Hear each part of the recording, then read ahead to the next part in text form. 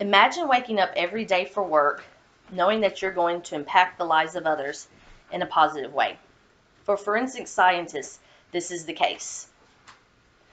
To most people, this looks like your average camera. You take pictures with your family and friends. But to a forensic scientist, this is one of the many items that they use on a daily basis at crime scenes. Today I'm going to be talking about the growth of technology in the forensic science field.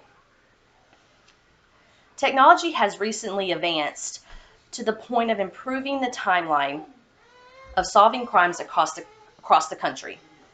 According to the book Criminalistics: An Introduction to Forensic Scientists by Saperstein, more than 411 publicly funded crime labs operated at various levels of government, more than 3 times the number of crimes that were operating in 1966.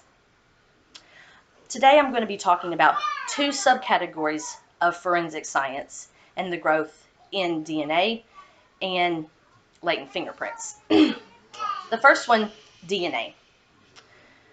For example, in 1994, there was a Yale student that was walking along Prospect Park and she got raped.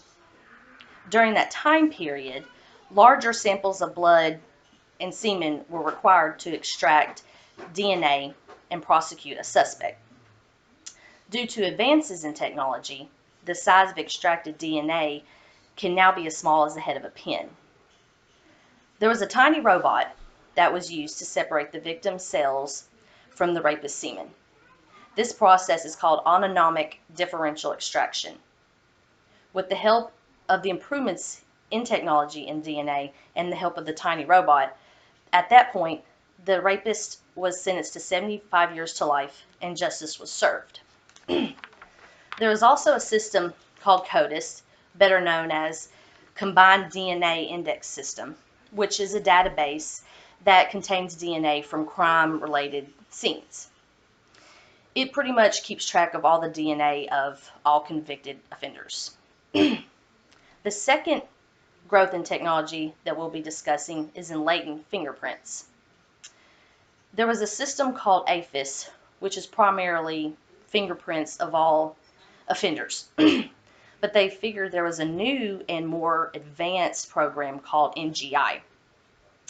NGI is also known as Next Generation Identification, and it assists with keeping track of not only fingerprints, but palms and face, faces.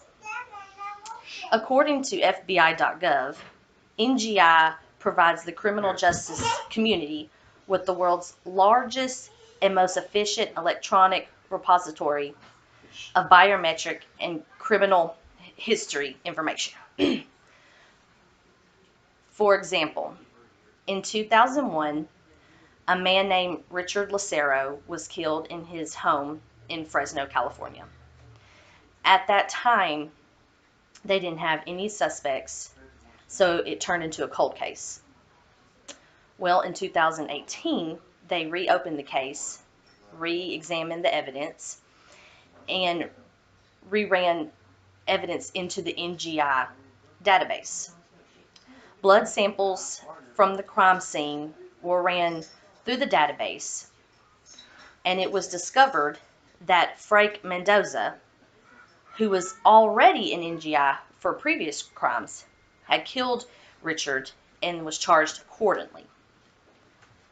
The advances of forensic science technology, such as robots, CODIS, and NGI, have come a long way in the last 60 plus years. With these advances, crime scene investigators can solve crimes faster, as well as open cold cases to provide closure for many families.